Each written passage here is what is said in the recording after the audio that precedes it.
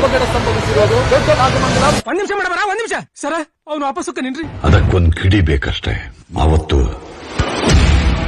ಕಾಡ್ಗಿಚ್ಚೆ ಹತ್ತೊಂದು ಮುಚ್ಚಿಟ್ಟ ಕೆಂಡವ ಕಟ್ಟು ಬಿಚ್ಚಿಟ್ಟ ಗಂಡನ ಧೀರ ಕಣಗಣವನು ಅಡಿಮುಡಿಯನು ಕೆಳಗಿ ರೋಷ ಬಿಚ್ಚಿಟ್ಟ ಎಂಟರ ಶೂರ ಕಲಿಕುಲ ಕೆಳಗಿ ಕಳವಾಳ ಕೆಳಗಿನ ಶೂರ